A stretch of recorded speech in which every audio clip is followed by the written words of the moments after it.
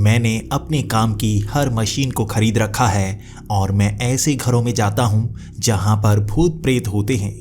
मैं उनकी निशानियाँ इकट्ठा करता हूँ और हमारे इस प्रोजेक्ट को खरीदने वाले कई मीडिया के लोग आ ही जाते हैं। इन प्रोजेक्ट्स को बेचकर ही मैं बहुत सारा पैसा कमा पाता हूँ और मैं हमेशा ढूंढता रहता हूँ ऐसे घरों को जहाँ पर भूत प्रेत हों।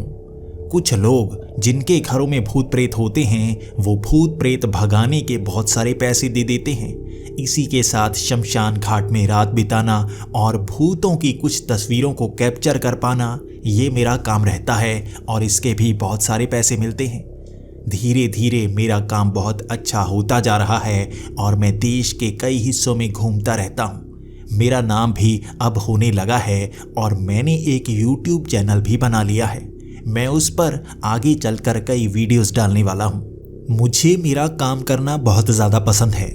सारी दुनिया को मैं यही बताता हूँ कि भूत प्रेतों को भगाकर ही मैं पैसे कमा पाता हूँ, लेकिन असल सच्चाई ये नहीं है। कभी कभी आपको बोनस भी मिलता है।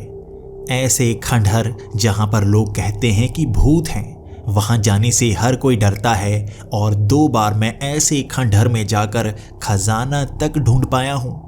सोने से बने आभूषण ऐसी जमीन में दबे हुए होते हैं और किसी की हिम्मत नहीं होती उन्हें बाहर निकालने की। मैं उन्हें 2 बार बाहर निकाल पाया और इसी से मुझे बहुत ज़्यादा कमाई हुई, लेकिन मैं किसी को बता नहीं पाया, क्योंकि अगर मैं किसी को बताता शायद सरकार मुझसे हिस्सा ले लेती या इसे पूरा ही सरकारी खजाना घोषित कर दिया जाता। लेकिन मैं चुप ही रहा। मैं जितनी भी जगह पर जाता हूँ, जब कोई मुझे बताता है कि कहीं पर भूत है, मैं एक डायरी में नोट कर लेता हूँ। कई लोग सच बताते हैं, कई लोग बहुत ज़्यादा झूठ बताते हैं। मैं हर चीज़ को डायरी में नोट करता रहता हूँ और पूछ पड़ताल के बाद मुझे पता चलता है क्या सच है क्या नहीं। इसी तरह डायरी खंगालते हुए मुझे एक कहानी के बारे में याद आया। एक बूढ़े आदमी ने बताया था कि खड़गपुर के इलाके में जहाँ जंगल पड़ते हैं, वहाँ पर जंगल के बिल्कुल बीचों बीच एक प्रेतनी नजर आती है। कहते हैं कि उस प्रेतनी को जिसने भी देखा, उससे दोस्ती की, वो प्रेतनी उन्हें लाल चंदन देती है। महंगा लाल चंदन जो 22,000 रुपये किलो बिकता है। वो चंदन जिसने भी पाया वो अमीर हो गया। कई लोग इसकी कहानियाँ सुनाते हैं और मुझे इसकी तफ्तीश करनी थी, तो मैं खड़गपुर की तरफ निकल पड़ा था। कई लोगों से जब मुझे इस कहानी के बारे में पता चला तो मैं मान गया था कि ये सच्ची कहानी है। सच में उस जंगल में कोई प्रेतनी है जो आपको लाल चंदन की तरफ ले जाती है। वैसे इस इलाके में लाल चंदन नहीं पाया जाता, फिर भी यहाँ पर लाल चंदन कई बार पकड़ा जा चुका है। वो कहाँ से आता है किसी को पता नहीं चलता। इस घने जंगल में लाल चंदन के उन पेड़ों को ढूंढना असंभव के समान है। कई बार सरकारी टीमें भी इस जंगल के बीच जा चुकी हैं, लाल चंदन का एक भी पेड़ ढूंढ नहीं पाई। फिर भी कुछ लोग लाल चंदन लेकर कैसे इस जंगल से बाहर आ जाते हैं, किसी को पता चल ही नहीं पाता। लाल चंदन एक बहुत महंगी लकड़ी होती है और जिसको भी मिलती है वो बड़ा छिपता छिपाता हुआ इसे बेच पाता है। अगर किसी को सच में पता हो कि ये लकड़ी कहाँ से मिलती है तो वो अमीर हो सकता है, लेकिन जो भी इस लकड़ी को पाता है वो दोबारा जंगल में नहीं जाता, क्योंकि एक बार में वो इतनी लकड़ी ले आता है कि अमीर हो जाता है। इस लाल चंदन की लकड़ी ने कई लोगों को बर्बाद भी किया है। लाल चंदन की लकड़ी कुछ लोगों के घरों में मिली, वो धीरे धीरे उसे बेच रहे थे तो लुटेरों ने उन्हें मार भी दिया, लाल चंदन को चुरा भी लिया। जिसके पास भी ऐसा लाल चंदन जाता है, कहते हैं कि बुरी किस्मत भी उसके साथ जाती है। लेकिन मैं भूतों को पकड़ने वाला हूँ। मैं जानता हूँ भूतों से कैसे निपटारा किया जाता है और पूरी सच्चाई भी मुझे पता है। पहुँच भी मेरी बहुत ज़्यादा है। अगर लाल चंदन के उन पेड़ों को मैं ढूंढ पाया तो मैं भी बहुत अमीर हो जाऊँगा। इसीलिए मैं उसी जंगल की तरफ चल पड़ा था। शाम के 7 बजे यहाँ लोगों से मैंने पूछताछ शुरू कर दी थी। जंगल के पास में पड़ते गांव से मैंने जाना था कि एक प्रेतनी है जो बहुत ज़्यादा सुंदर है। वो जंगल के अंदर घूमती हुई नजर आती है और सिर्फ वही जानती है कि लाल चंदन के वो पेड़ कहाँ हैं, कहाँ से लाल चंदन की लकड़ी पाई जा सकती है। उसके सिवा कोई नहीं जानता वो कहाँ मौजूद हो सकती है। मैं जंगल के अंदर की तरफ चल पड़ा था और मुझे ये जानकारी थी जहां पर बरगद का पेड़, पीपल का पेड़ और एक अजीब सा चमकता हुआ पेड़ उन दोनों के बीच में दिखेगा, वहीं आसपास वो प्रेतनी नजर आएगी। लेकिन जो बीच वाला पेड़ है वो किसका है ये किसी को नहीं पता था, बस वो चमकता हुआ दिखेगा। सब ने मुझे ये बताया था और उसी चमकने वाले पेड़ को ढूंढने के लिए मैं जंगल के अंदर की तरफ चल पड़ा था। जंगल के अंदर रास्ता बिल्कुल भी नहीं था। झाड़ियों के बीच से निकलते हुए आपको और अंदर जाना पड़ता है और यहाँ यही काम सबसे मुश्किल है। आप तेजी से जा ही नहीं सकते। झाड़ियाँ इतनी ऊपर तक हैं और उनमें छिपे हुए कभी कभी जानवर आप पर हमला भी कर सकते हैं। भले ही मेरे पास हथियार थे, लेकिन झाड़ियों में अगर मैं फंस गया तो यहाँ से भागने का मौका तक नहीं मिलेगा। यहाँ कोई रास्ता नहीं था, बस झाड़ियों को हटाकर उनके बीच से ही निकलना पड़ रहा था। और पेड़ बहुत ऊंचे, आज चांद भी अधूरा सा दिख रहा था और उसकी ज़्यादा रोशनी नीचे तक नहीं पहुँच पा रही थी। ऊंचे पेड़ ऊपर से बहुत ज़्यादा घने थे जो रोशनी को रोके हुए थे, लेकिन किसी तरह मैं उन पेड़ों से निकलता हुआ आगे बढ़ रहा था। आगे जाकर मुझे एक नदी मिली। नदी के आसपास कम झाड़ियाँ होती हैं और पेड़ भी साफ होते हैं। वहाँ कुछ रास्ता बना होता है जिसके सहारे आप नदी के साथ साथ आगे बढ़ सकते हैं। मैंने उसी नदी को पकड़ लिया और वो नदी सीधा जंगल के बीच में जा रही थी, तो मुझे खुशी हुई, अब कुछ तेजी दिखा पाऊंगा। ये जंगल बहुत ही बड़ा है और मुझे बस जंगल के बीच में जाने का एक ही रास्ता पता था, पेड़ों की पहचान करना। सबसे पहले वो तीखे पत्तों वाले पेड़, उन पेड़ों को पार करते ही वहाँ छोटे कद वाले पेड़ आएंगे। उनके बाद कुछ पीपल के पेड़ दिखना शुरू हो जाएंगे। उसी इलाके के आसपास बरगद के पेड़ भी होंगे। उन दोनों के बीच में जहाँ भी 3 पेड़ों का ये मील मिलेगा वहाँ तक जाना है। यहाँ तो वो तीखे पत्तों वाले पेड़ ही पेड़ थे और उसी नदी के आसपास उन पेड़ों के कारण ही तो नीचे रोशनी नहीं आ रही थी। लेकिन नदी काफ़ी चौड़ी थी जिस कारण उसके ऊपर कोई पेड़ नहीं पहुंचा हुआ था और वहां पर थोड़ी रोशनी थी जिस कारण मैं बीच बीच पानी पीता और आगे की तरफ बढ़ने लगता। अब एक जगह ऐसी आई थी कि नदी दूसरी तरफ मुड़ी हुई थी और मुझे उसी नदी को छोड़ना था। मुझे अब जंगल के बीच में जाने के लिए नए रास्ते का चुनाव करना था। थोड़ा आगे गया तो वो तीखे पत्तों वाले पेड़ खत्म हो चुके थे और वहाँ छोटे कद के पेड़ थे। मैं जान गया था रास्ता सही है। उन्हीं के सहारे अब मैं आगे बढ़ने लगा। छोटे कद के वो पेड़ ज़्यादा घने नहीं थे, इसलिए यहाँ रोशनी अच्छी थी। यहाँ पर झाड़ियाँ भी बहुत कम थी, लेकिन घास बहुत ज़्यादा। कभी कभी यहाँ कीड़े मकोड़े बहुत ज़्यादा होते जो मेरे कपड़ों के ऊपर चढ़ जाते। हाथ में जो टॉर्च थी वो भी नमी के कारण कभी कभी बंद पड़ जाती और उनकी बैटरी निकालने के बाद मुझे साफ करके दोबारा डालनी पड़ती। पसीने के कारण मैं भी बहुत बुरी तरह थक सा गया था और चलते चलते मेरी हालत पतली हो चुकी थी। मैं रुककर थोड़ा खाना चाहता था और समय भी आधी रात का हो चला था। मुझे रात को ही सफ़र करना होगा क्योंकि वो प्रेतनी रात के समय ही यहाँ पर नजर आती है। लेकिन इतनी दूर आने के बाद अगर वो मुझे नहीं मिली तो वापस जाना होगा, तो मैं क्या करूँगा। यहाँ चलते हुए लगभग 3 घंटे का समय हो गया था और वो छोटे पेड़ भी खत्म हो गए। उसके बाद मुझे पीपल के पेड़ दिखने लगे और मैं जैसे ही थोड़ा आगे निकला वहाँ बरगद के पेड़ दिखना भी शुरू हो गए। मैं ढूंढ रहा था कोई ऐसा पेड़ जो चमकदार हो और इन दोनों पेड़ों के बीच हो। लेकिन मैं थोड़ा चलकर आगे गया तो वहाँ पीपल के पेड़ और बरगद के पेड़ खत्म हो गए थे और आगे घने छोटे कद वाले पेड़ शुरू हो गए थे। यानी इस इलाके से मैं बाहर निकलने वाला था, तो मैं पीछे की तरफ मुड़ गया। वहीं पर उन पीपल के पेड़ों के पास घूमते घूमते मुझे वो चमकदार पेड़ नहीं दिख रहा था। बार बार बरगद के पेड़ों के पास पहुंच जाता तो कभी पीपल के पेड़ों के पास चमकदार वो पेड़ दिख नहीं रहा था। काफ़ी देर तक मैं ढूंढता रहा। अचानक मेरी नज़र पड़ी बरगद के पेड़ के पास चमकते हुए उस पेड़ पर। पहले तो मुझे अपनी आंखों पर यकीन नहीं हुआ, लेकिन चांद की रोशनी में वो चमक रहा था और ये रोशनी को सोख कर इस तरह से छोड़ रहा था जैसे छोटे छोटे बल्ब वहाँ पर लगे हुए हों। मैं उस पेड़ के पास पहुँचा तो पास में मुझे पीपल का पेड़ भी दिखा। ये वो जगह थी जहाँ से पीपल के पेड़ खत्म होते थे और बरगद के पेड़ शुरू होते थे। उसी के बीच ये अजीब सा पेड़ लगा हुआ था जिसका कोई पत्ता नहीं था, बस तने ही तने निकले हुए थे, लेकिन हर तना चमक रहा था और इसकी हर डाल भी चमक रही थी।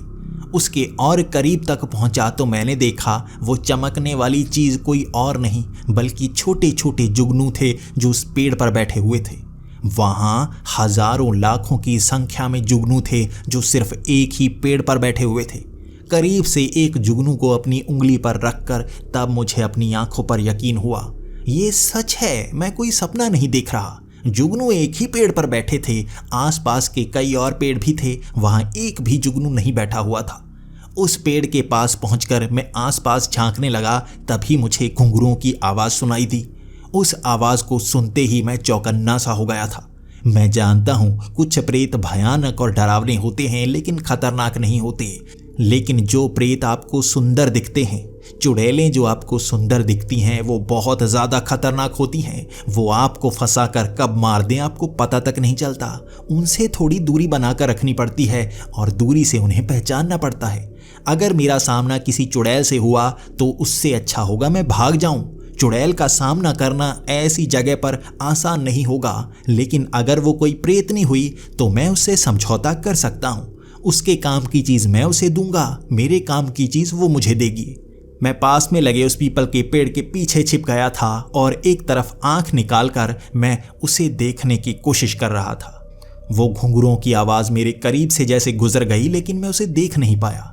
मैं कभी इधर देखता कभी उधर देखता, लेकिन वो मुझे दिख नहीं रही थी। जैसे ही वो घुंघरुओं की आवाज़ उस चमकने वाले पेड़ के पास आई, जैसे वो दिखनी शुरू हो गई। ये एक प्रेतनी थी जो बहुत ज़्यादा सुंदर थी। वहाँ पर उस पेड़ के नीचे वो बैठ गई और उसने हाथ में एक कपड़ा पकड़ा हुआ था। उस कपड़े में कुछ फल थे। उसने उन फलों को कपड़े के अंदर गांठ बांधकर अपने हाथ में टांगा हुआ था और उन गांठों को खोलकर वो उन फलों को खा रही थी। ऐसा लग रहा था जैसे कोई साधारण लड़की वहाँ पर बैठी उन फलों को खा रही हो। मैं उसके चेहरे पर मोहित हो चुका था, लेकिन ये भी जानता था ऐसी प्रेतनियां इसी तरह कभी कभी सुंदर नजर आती हैं। आपको फंसाने के लिए अपनी सुंदरता का वो इस्तेमाल करती हैं और आपकी जान वो एक क्षण में ले सकती हैं। गलती का एक भी मौका मुझे नहीं मिलेगा। कुछ समय तक उस प्रेतनी को उन फलों को खाते हुए मैं देखता रहा, लेकिन कुछ देर बाद हिम्मत हुई तो मैं चलकर उसके पास गया। मुझे देखते ही वो बहुत ज़्यादा हैरान हो गई, लेकिन मुस्कुराते हुए बस अपने फलों को खाती रही, जैसे वो इंतज़ार कर रही हो कि कब मैं उसके पास आऊं और बात करना शुरू करूं। वो बिल्कुल भी डरा नहीं रही थी, बस अपने फलों को खा रही थी। पहले मैंने 2 कदम आगे बढ़ाए और उसने मेरे चेहरे की तरफ देखा और मुस्कुराने लगी, उस फल को खाने लगी। उसके बाद मैं और कदम बढ़ाते हुए उसके पास चला गया तो उसने थोड़ा सा उस तरफ खिसकते हुए मुझे जगह दी बैठने के लिए। उसने नीचे थोड़ी सी जगह को साफ किया था और मुझे भी वहीं पर बैठने के लिए कह दिया था। मैं वहीं पर बैठा और उससे बात करने लगा।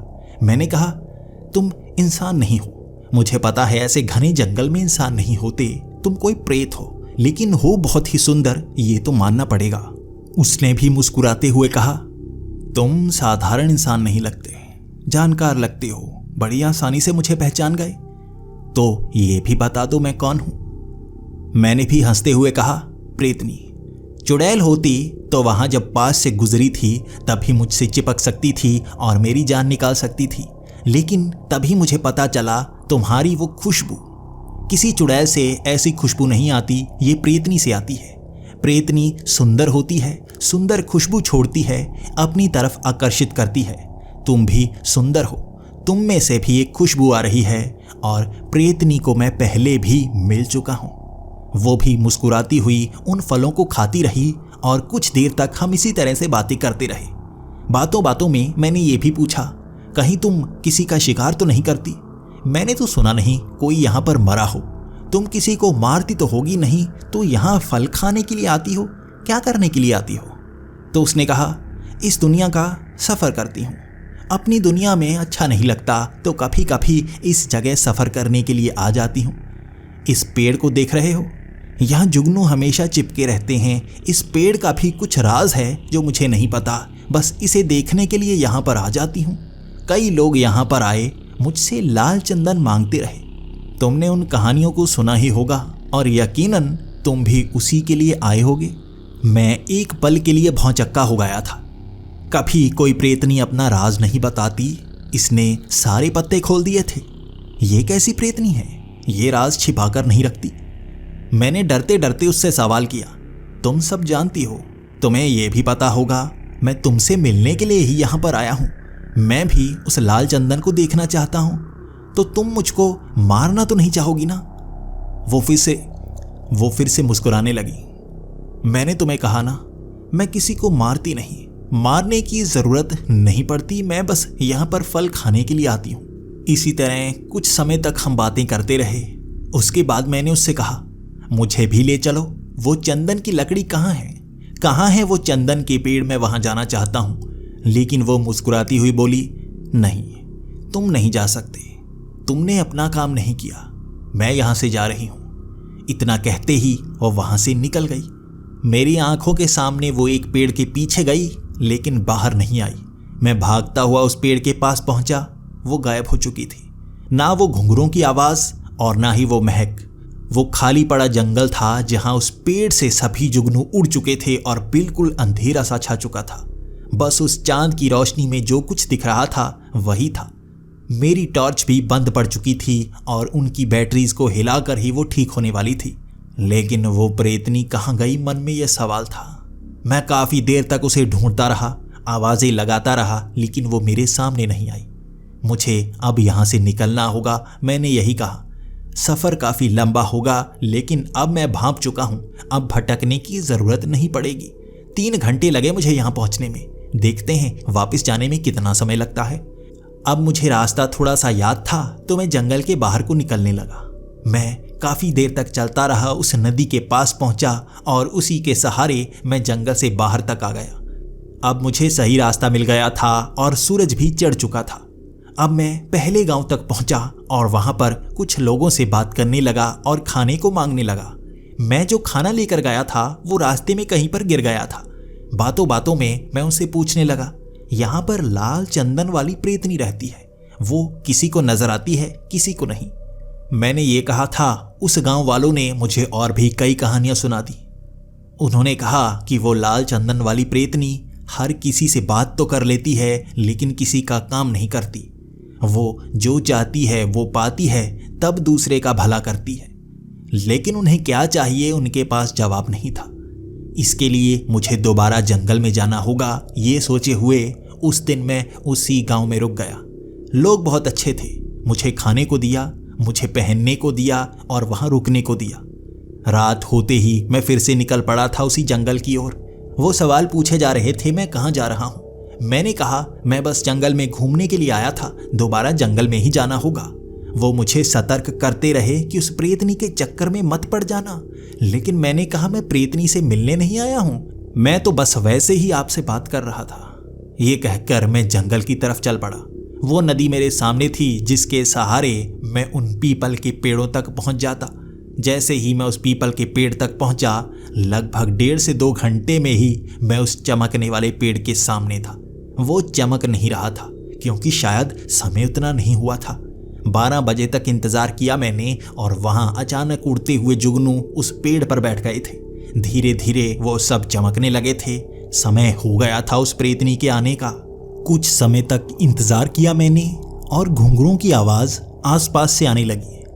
मैं पहले ही उस जगह पर बैठा था और उसका इंतजार कर रहा था। कुछ समय तक वो घुंघरों की आवाज आसपास से आती रही और जैसे ही उस जुगनुओं की रोशनी के पास वो पहुंची, वो दिखने लगी थी। वो पास से बहुत ज्यादा सुंदर लग रही थी और चलती हुई वो मेरे पास आ गई। उसने रुमाल में बंधे हुए उन फलों को बाहर निकाला और मेरे सामने बैठकर खाने लगी। लेकिन उसने एक भी फल को मुझे खाने के लिए नहीं दिया, बस अकेले खाए जा रही थी, मुझे देखकर मुस्कुराई जा रही थी। कुछ समय बाद वो खुद ही बोली, तुम आज फिर से आ गए, लगता है तुम्हें कोई खास काम है। मैंने भी मुस्कुराते हुए बोला, हाँ काम तो है, मुझे उस जगह जाना है जहां पर लाल चंदन है। इसके बाद वो मुस्कुराती हुई बोली, तुम्हें पता तो है, जब मेरा फायदा होगा तभी तो तुम्हारा फायदा होगा। इसके बाद मैंने सवाल किया कि तुम्हें क्या चाहिए। जो चाहिए मैं ला कर दूंगा। लेकिन वो मुस्कुराती रही, कुछ बोली नहीं। मैंने कई सवाल किए, उससे जानना चाहा कि वो क्या चाहती है जिसके बदले वो मुझे उस जगह पर लेकर जाएगी, लेकिन वो जवाब दे ही नहीं रही थी। शायद ये जवाब मुझे खुद ही ढूंढना था, लेकिन किससे पूछता मैं? किसी को इसकी जानकारी नहीं है। इसी तरह समय बीता और उसके जाने का समय हो गया। मैंने उसकी कलाई पकड़कर उसे रोकने की कोशिश की, लेकिन मेरा हाथ जैसे ही उसकी कलाई को छुआ था, उसका असली रूप सामने आया था। वो भयानक चुड़ैल की तरह थी, लेकिन वो प्रेतनी थी, इसीलिए धुंधली सी दिख रही थी। उसके आर पार मुझे दिख रहा था वो भयानक चेहरा। वो बूढ़ी औरत की तरह लग रही थी और उसकी नज़र जब मुझ पर पड़ी, मेरा शरीर एकदम से ठंडा फिर गया था। मेरा हाथ अपने आप ढीला पड़ा और उसकी कलाई मैंने छोड़ दी। जैसे ही मैंने उसकी कलाई छोड़ी, वो फिर से उस सुंदर रूप में आ गई, लेकिन मैं थर थर काँप रहा था। मैंने एक ऐसी गलती कर दी थी जिसकी सज़ा मौत भी हो सकती थी। वो मुझे मार सकती थी। मैं अब कुछ बोलना नहीं चाहता था, लेकिन वो उठी। जाते वक्त मुझे कहने लगी, अपनी हद में रहना सीखो। ये कहते ही वो जैसे ही उस पेड़ के पीछे गई, गायब हो गई। धीरे धीरे वो जुगनू उड़ते हुए वहाँ से चले गए, लेकिन मैं अब भी उसी जगह पर बैठा अपनी गलती को मान रहा था। मैंने बहुत बड़ी गलती कर दी। कभी किसी प्रेतनी को उसकी मर्जी के बिना छूना नहीं चाहिए, वरना भयानक सज़ा मिलती है। और शायद ये प्रेतनी अच्छी थी जो इसने मुझे छोड़ दिया। अगर ये मेरा बुरा करना चाहती तो मुझे यहीं काट कर फेंक सकती थी। अब मैं वापसी के रास्ते पर था। उसी नदी के सहारे वापस आ रहा था और आधे रास्ते में एक तरफ जलती हुई आग दिखी मुझे। दूर से ही मुझे धुआं दिख रहा था, लेकिन फिर भी मैं सोच रहा था इस जंगल में कौन आग जलाकर रखे होगा। हो सकता है ये भी कोई भूत प्रेत हो। जैसे ही उस नदी की एक तरफ मैंने देखा, सामने आग लगी हुई थी और वहाँ पर एक साधु बैठा था। मैं वैसे ही उस साधु के पास जाकर बात करना चाहता था, क्योंकि अगर वो साधु इस जंगल में आता है तो इस प्रेतनी के बारे में भी जानता ही होगा। मुझे बस उससे पता करना है प्रेतनी चाहती क्या है।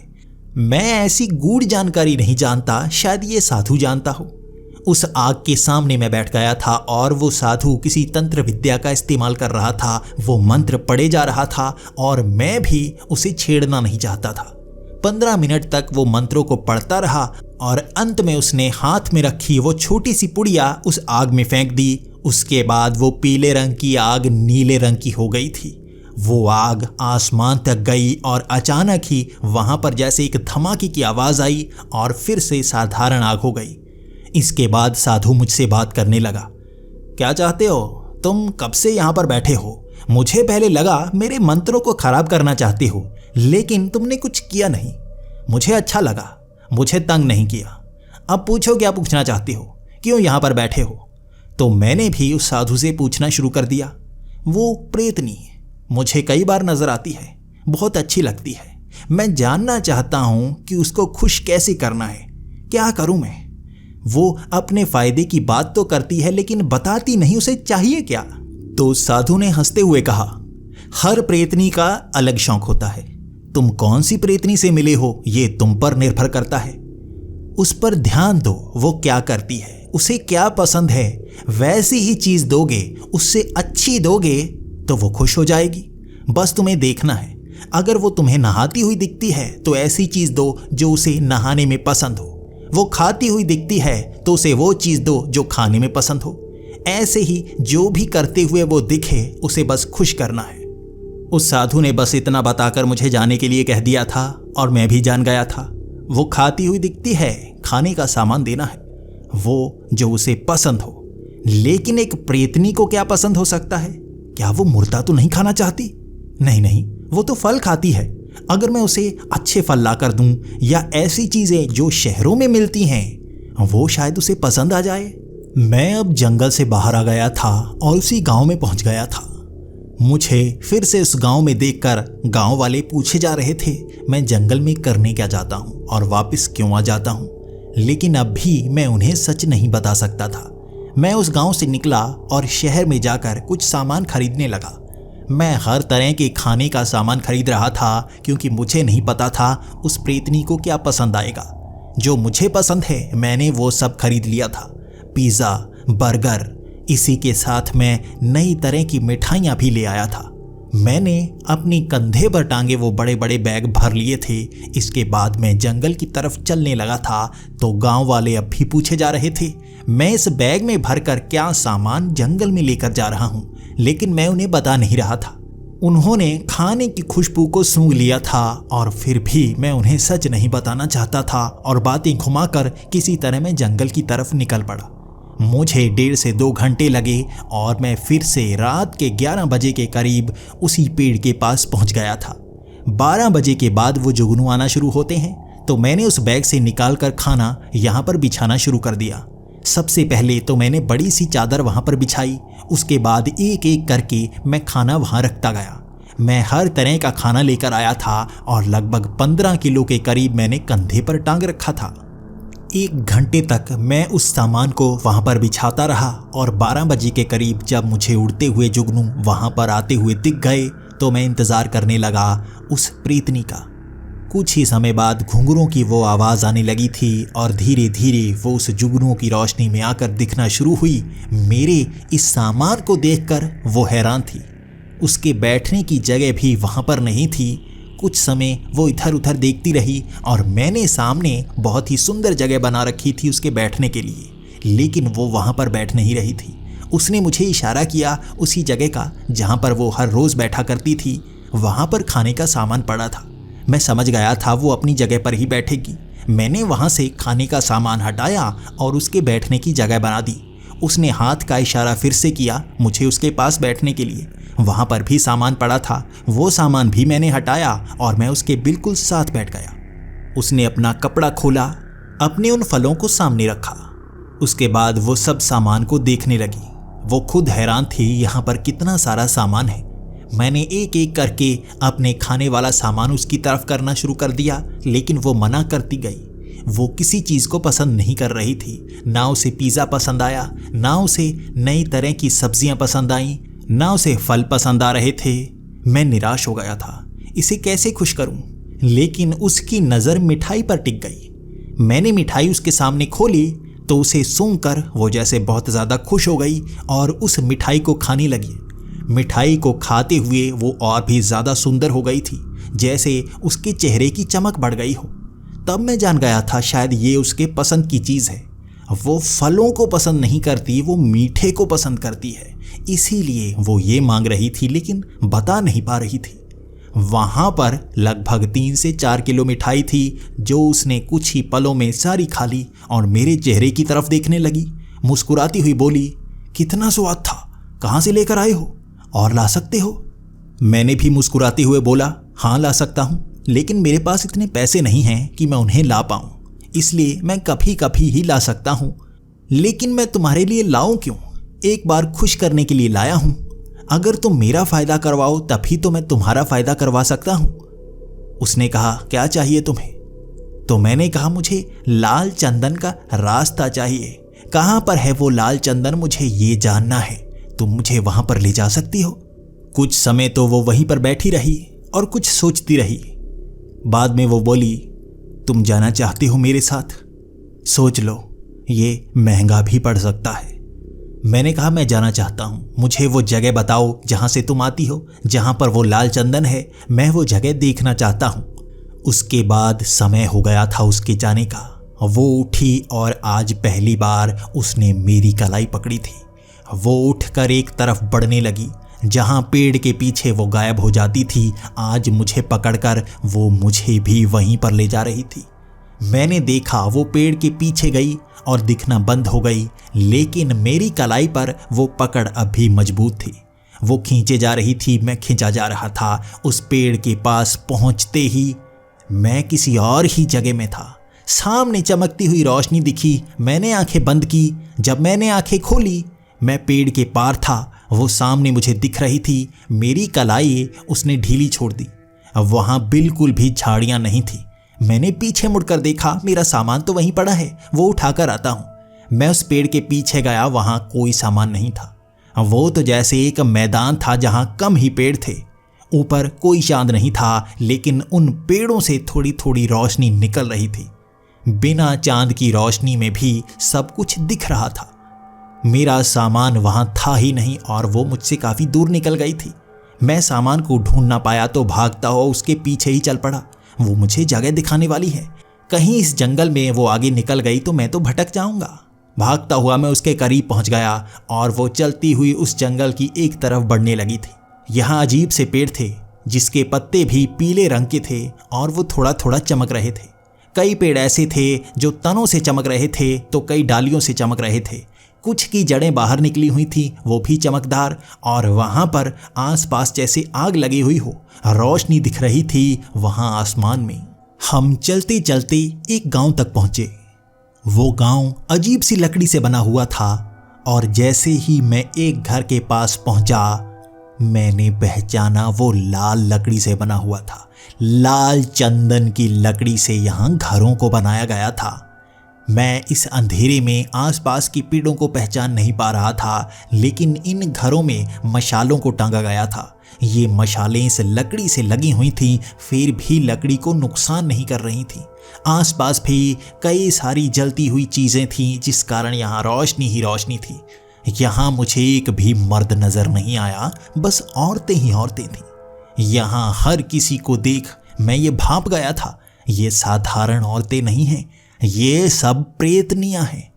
मुझ अकेले मर्द को देख हर औरत चौंकी हुई थी। वो प्रेतनियां बार बार मुझे घूरे जा रही थीं। हर एक लड़की इतनी सुंदर थी कि मैं बयां नहीं कर सकता। वहां उनकी भीड़ थी, ये 30 से 40 प्रेतनियां थीं जिन्होंने एक गांव को बसाया हुआ था और इस गांव के बारे में किसी को पता तक नहीं। इस चीज ने मुझे ज्यादा हैरान कर रखा था। वो प्रेतनी मुझे एक बड़े से घर के पास ले गई। उस गांव में कई छोटे घर थे और ये इकलौता बड़ा सा घर था। ये महल के आकार का उस लाल चंदन से बना बड़ा सा घर था। उस घर के अंदर जाते ही अंदर रौनक देखने लायक थी। वहां बड़ी बड़ी पेंटिंग्स लगी थी, आभूषण लटके हुए थे। वहां बड़ा सा झूमर था जिसमें से अजीब रंग की रोशनियां निकल रही थी। वो रोशनियां इस घर में समाई जा रही थी और ऐसा लग रहा था यहाँ खिड़कियां भी रंग बिरंगी हैं। यहाँ छत का रंग काला था, ऐसा लग रहा था जैसे आसमान ही दिख रहा हो। वहां मुझे एक भी तारा नजर नहीं आया, जैसे यहाँ बादल घिरे हुए हों, लेकिन फिर भी बिजली कड़क नहीं रही थी। मुझे एक कुर्सी पर बिठाया गया जो लाल चंदन की कुर्सी थी, लेकिन जो सामने टेबल था वो स्टील की तरह चमक रहा था। उस पर रखा खाना मुझे खाने के लिए कहा गया, लेकिन मैं थोड़ा डर रहा था। वहां वो लड़कियां चारों तरफ मुझे घेरे हुए मुस्कुराई जा रही थी और वो प्रेतनी मेरे सामने बैठ गई थी। हम बातें किए जा रहे थे। मैंने उससे पूछा, है तो ये भी प्रेतनियां? क्या इनमें से कोई शिकारी तो नहीं जो मुझे मार दे? तो उसने कहा, हम में से कोई भी इंसानों को नहीं मारता, हम फल खाकर ही खुश रहती हैं। लेकिन तुमने जो खिलाया मैंने पहली बार खाया, बड़ा स्वादिष्ट था। तुम क्या यहाँ सबके लिए ला सकते हो? मैंने कहा, हाँ ला सकता हूँ, क्यों नहीं ला सकता, जरूर लाऊंगा। ये बात सुनकर सब खुश हो गई थी, लेकिन मैंने भी अब उससे काम की बात करना शुरू कर दी। देखो, मैं सीधा मुद्दे पर आता हूँ। मैं यहाँ पर इसलिए आया हूँ क्योंकि यहाँ पर लाल चंदन है। वैसे कहा जाता है इस गांव में लाल चंदन मौजूद है, किसी को मिलता नहीं। तुम ये लाल चंदन का घर बना बैठी हो, कहाँ से लाती हो लाल चंदन? तो उसने कहा, तुम आसपास के पेड़ देख रहे हो, सब लाल चंदन के हैं। ये पूरा जंगल लाल चंदन का है। यहीं से काटकर लकड़ी इन घरों में लगाई जाती है और ये घर बन जाते हैं। तुम्हें क्या लगा हमने कहीं दबा कर रखा है लाल चंदन? यहीं पेड़ों से निकलता है। मुझे इस बात पर यकीन नहीं हुआ था। उसके बाद मैं चलकर बाहर गया, एक पेड़ के पास गया। मैंने चाकू से थोड़ा उस पेड़ को काटा और मैं उसे पहचान गया। ये लाल चंदन का पेड़ था। कुछ पेड़ों को और काटा, सब लाल चंदन के पेड़। उसकी बात सच थी, यहाँ पर लाल चंदन के पेड़ ही पेड़ लगे हुए हैं, लेकिन कोई इस जगह को ढूंढ क्यों नहीं पाता? क्या यह जंगल के इतने बीच में है? चलो कोई बात नहीं, मुझे तो पता चल गया ना।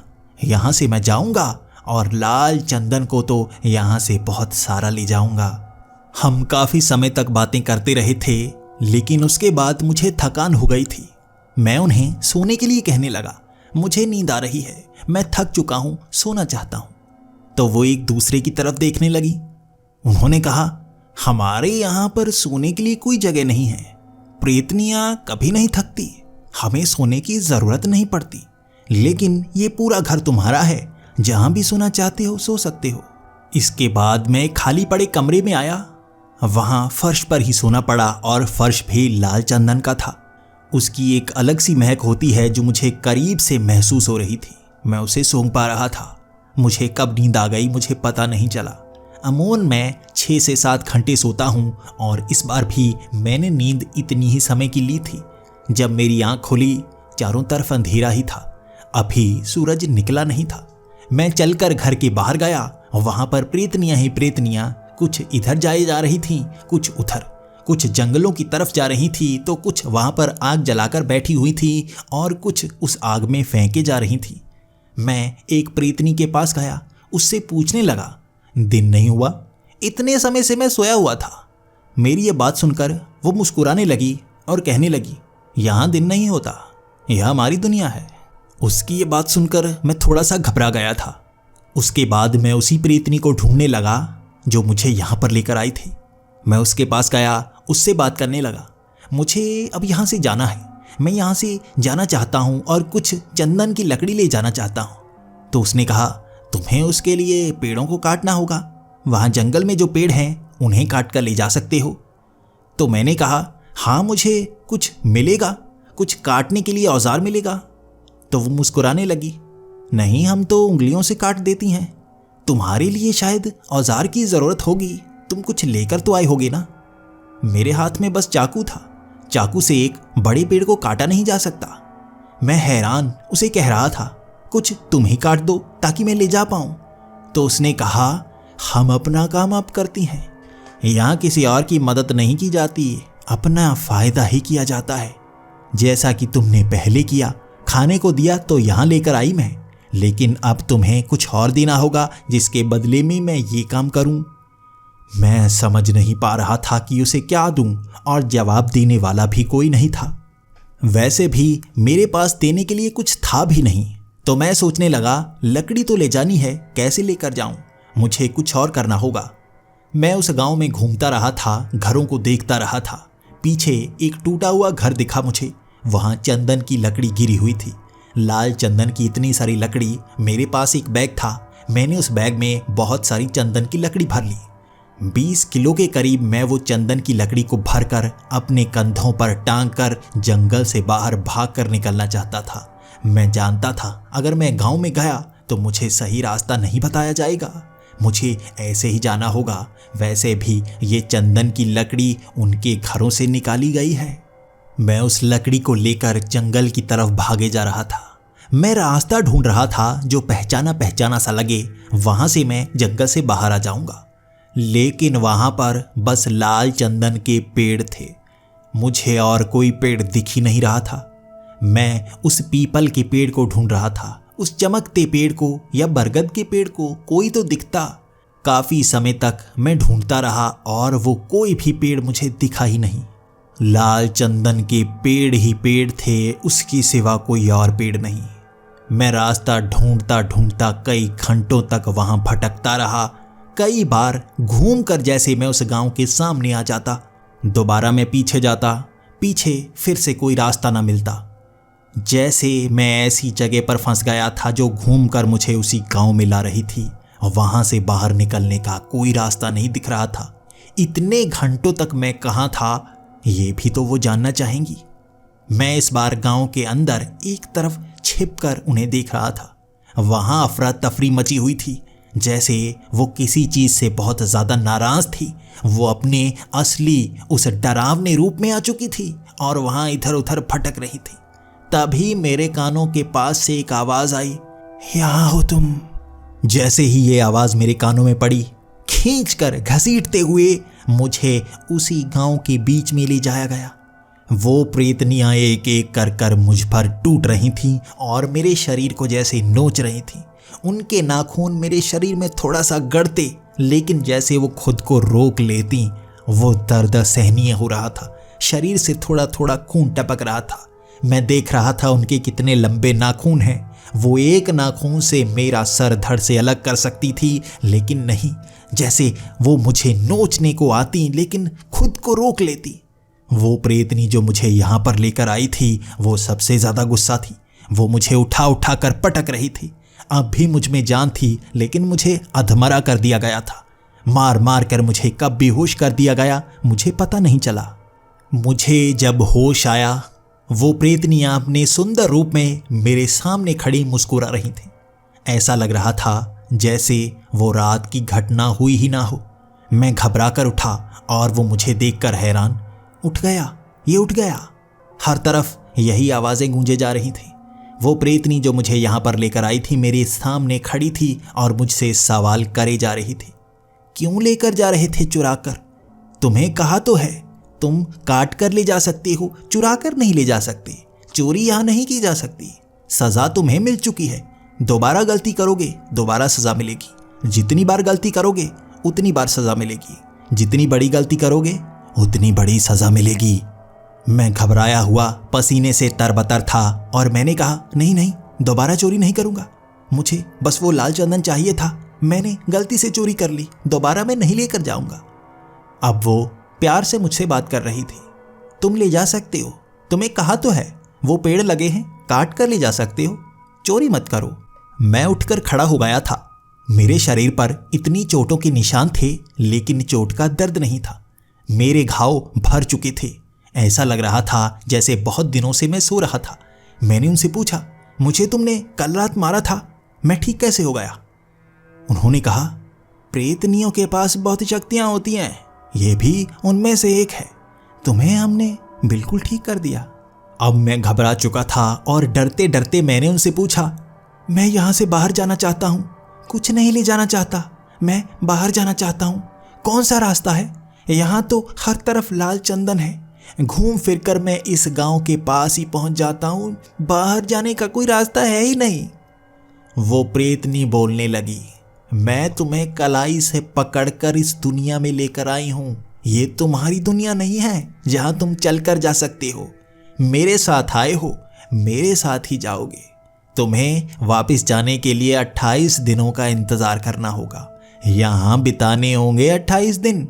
उसके बाद एक चक्र खत्म होगा तो मैं फिर से वहीं पेड़ के पास जाऊंगी, तुम्हें साथ लेती चलूंगी। मैं रो रहा था। 28 दिन? मैं यहाँ पर 28 दिन फंसूंगा? इतना लंबा समय क्यों? तुम तो हर रात वहाँ पर जाती हो ना? तो वो कहने लगी, जाती हूँ। तुम्हारी वो हर रात होती है, हमारे 28 दिन होते हैं। हमारी इस दुनिया में समय धीमा चलता है। 28 दिन का एक चक्र खत्म होता है तब बाहर जाने की इजाज़त मिलती है। वो कुछ समय मैं वहाँ बिताकर आती हूँ। जब यहाँ का समय खत्म होता है मैं वापस आ जाती हूँ। तुम्हारी एक रात, हमारे 28 दिन। तुम समझ सकते हो ना? मैं काफ़ी समय वहाँ रोता रहा था और फिर मैंने सवाल किया था, ठीक है, लेकिन यहाँ दिन क्यों नहीं होता? तो उसने कहा, यहाँ रात ही रहती है, सूरज कभी उदय नहीं होता। रात में 28 दिन बिताने पड़ते हैं। जब यहाँ पर सूरज उगता है तभी मैं बाहर चली जाती हूँ। जब मैं वापस आती हूँ सूरज ढल चुका होता है। हमारी ये दुनिया ऐसी है, तुम्हारी वो दुनिया वैसी है। तुम्हें इंतज़ार करना होगा। मैं दुखी हुआ था लेकिन कर कुछ नहीं सकता था। मेरे हाथ में एक चाकू था। 28 दिन मुझे यहाँ पर बिताने थे। वो फल कहाँ से लाती थी उन्होंने कभी नहीं बताया। वो हर रोज़ मुझे फल लाकर देती। 28 दिन मैंने फल खाकर बिताए थे। मैं पतला हो गया था लेकिन फुर्तीला हो गया था। मैं पेड़ों पर चढ़ पाता था। कई घंटों तक उन पेड़ों को काट पाता था। अपने चाकू से मैंने बड़ा पेड़ काटा, छोटी छोटी लकड़ियों को निकाला, बैग में भरा और मैं उसे ले जा सकता था। उन्होंने इजाज़त दे दी थी। ये मेरी मेहनत की लकड़ियाँ थी। मैंने उसे बैग में भर लिया था। 28 दिन वहाँ पर बहुत अच्छे बीते थे। वो भले ही प्रेतनियाँ मुझे मार चुकी थी लेकिन मुझसे बात बहुत अच्छी तरह से करती थी। मेरी पिटाई भी जम कर की थी उन्होंने, फिर भी अच्छी लगी थी मुझे। मेरे दिन बहुत अच्छे निकले। हर रोज़ नया खेल खेला जाता, जंगलों में मुझे घुमाया जाता, उस जगह के इतिहास को बताया जाता, कहानियाँ सुनता मैं। हर किसी की एक खासियत थी। कोई कहानी सुनाने में अच्छी थी तो कोई पुरानी बातें बताने में। किसी के पास ब्रह्मांड की जानकारी थी तो किसी के पास अलग सी शक्तियाँ थीं। हर रोज़ मैं नई प्रेतनी से नया कुछ सीखने की कोशिश करता, लेकिन मैं इंसान था। मैं उन चीज़ों को अपना नहीं सकता था। 28 दिन कब बीत गए पता ही नहीं चला। मैं उनमें घुल मिल चुका था। 28 दिन बाद वापस जाने का समय था और वो प्रेतनी बहुत ज़्यादा खुश थी। तुम्हें अब बाहर जाने का मौका मिल रहा है, चलो मेरे साथ। उसने मेरी कलाई को पकड़ा। वो मुझे उसी जंगल की तरफ ले जा रही थी और मैंने विदा ली उन सब प्रेतनियों से। जंगल के बीच एक पेड़ को पार करते ही मैं बिल्कुल सामने खड़ा था अपने सामान के। सच में 28 दिन उस दुनिया के बीते थे और यहाँ शायद एक ही दिन बीता होगा। वो लिफाफे वैसे ही थे जबकि सामान थोड़ा सा खराब हो गया था। एक दिन में इतना ही खराब होता है। पिज़्ज़ा बिल्कुल ठीक था, बर्गर भी ठीक था, लेकिन थोड़ी सी दुर्गंध आ रही थी। कुछ सामान शायद किसी जानवर ने खा लिया होगा, इधर उधर बिखरा हुआ था। उसके बाद वो अपनी जगह पर बैठ गई, वहाँ से लाए फलों को खाने लगी। मैं भी उसके साथ बैठकर फलों को खा रहा था। भले ही मैं अपनी दुनिया में था, लेकिन उससे दोस्ती कर चुका था।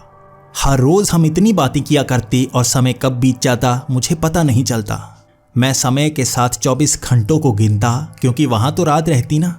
इसी तरह मैं दिनों को गिन रहा था।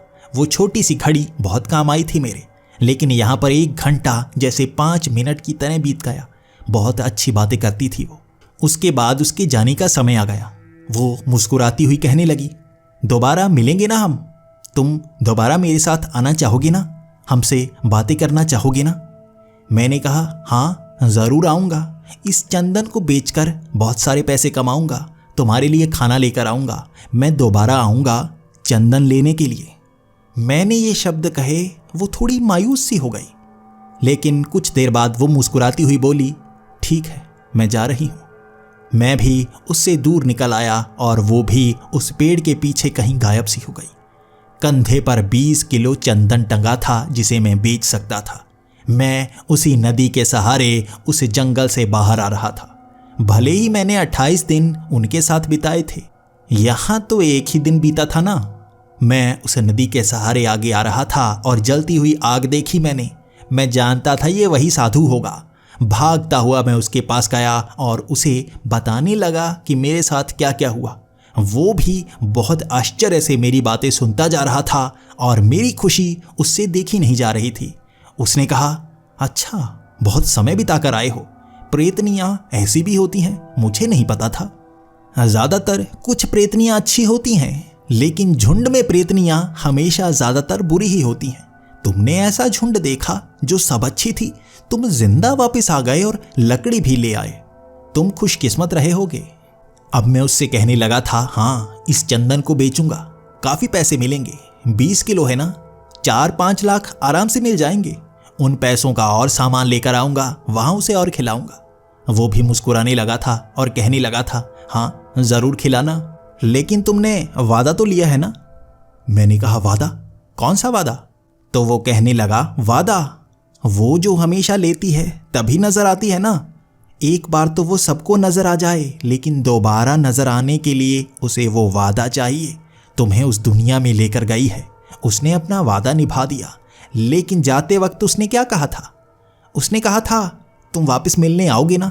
मैंने कहा था, हाँ आऊँगा, मुझे चंदन भी तो ले जाना है। मेरी इस बात पर वो साधु बहुत ज़्यादा गुस्सा हो गया था और मुझे कहने लगा था, मूर्ख, उसने खुद से मिलने का वादा लिया था और तेरी लालच ने उस चंदन की तरफ नज़र कर ली। वो खुद तुझसे मिलना चाहती थी, लेकिन तेरी लालच तो सिर्फ लाल चंदन की थी। जा बेच दे इस चंदन को, कमा ले जो कमा सकता है। दोबारा तुझे वहाँ जाने का कभी मौका नहीं मिलेगा। उस प्रेतनी की दोस्ती मांगता, अगर उससे मिलने की बात करता तो वो हमेशा तुझसे मिलने आती, लेकिन तू अब उससे मिलने थोड़े ना जाएगा, तू तो चंदन लेने जाएगा। वो सिर्फ एक बार ही दिखती है, एक बार ही दुनिया में ले जाती है। अगर तूने धोखा दिया तो दोबारा कभी नज़र नहीं आएगी। मैं उस पर भड़क गया था और उस लाल चंदन को लेकर वहाँ से बाहर आ गया। मैंने 4.5 लाख का वो लाल चंदन बेचा था। मुझे बहुत खुशी हुई, काफ़ी पैसे आ गए थे और अब वहाँ जाकर मैं लाल चंदन लेकर आता और बहुत सारा बेच सकता था। लेकिन कुछ दिनों बाद जब मैं दोबारा उस पेड़ को ढूंढने गया तो जुगनू वाला वो पेड़ मुझे मिला ही नहीं। उसी जगह तो मैं पहुंचा था जहां पर वो जुगनुओं वाला चमकता पेड़ दिखता, लेकिन कई दिनों की कोशिश के बाद भी मैं उस पेड़ को ढूंढ ही नहीं पाया। 3 महीने कोशिश की मैंने और दोबारा वो पेड़ नहीं दिखा। मैं फिर से उस साधु के पास गया था, उससे जवाब मांगा था और उसने मुझे वही बात फिर से कही। वो तेरी दोस्ती मांग रही थी, तू लालची ने चंदन मांग लिया। वो अब तुझसे कभी नहीं मिलेगी। ढूंढता रह जाएगा तू, लेकिन वो तेरे सामने कभी नहीं आएगी। वो इंतज़ार करेगी किसी और का। हर बार यही तो होता है। लालची उससे मिलने जाते हैं और चंदन की लालच में उसे छोड़ देते हैं। वो दोस्ती चाहती है, लेकिन लालची अपनी लालच से फंसा हुआ होता है। जा यहाँ से, जो बेच चुका है उसकी खुशी मना, और नहीं मिलने वाला। मैं वहाँ से बाहर आ गया था और सच में वो प्रेतनी मुझे कभी नज़र नहीं आई। मैं उसी जंगल में भटकता रहा और वो प्रेतनी मुझे दिखी ही नहीं। उसके बाद वो पैसे कब खर्च हो गए मुझे पता नहीं चला। मैंने कुछ सामान लिया और काम में भी वो पैसे निकल गए। आज भी मुझे पछतावा होता है। मैंने लालच की थी उस चंदन की, लेकिन वो तो सच में मेरी अच्छी दोस्त बन चुकी थी। मैं जितनी बार वहाँ पर जाता चंदन ला सकता था, लेकिन उनकी दोस्ती के बिना ऐसा नहीं हो पाता। आज भी मैं अपने काम में फिर से मग्न हूँ और अब कभी कभी पछतावा होता है। मेरे दोस्त नहीं बन पा रहे हैं। वो मेरी सबसे अच्छी दोस्त बनी थी, जिनसे मैं खुलकर बात कर पाता था। आज मैं अकेला हूँ और अपनी गलतियों को याद करता हूँ।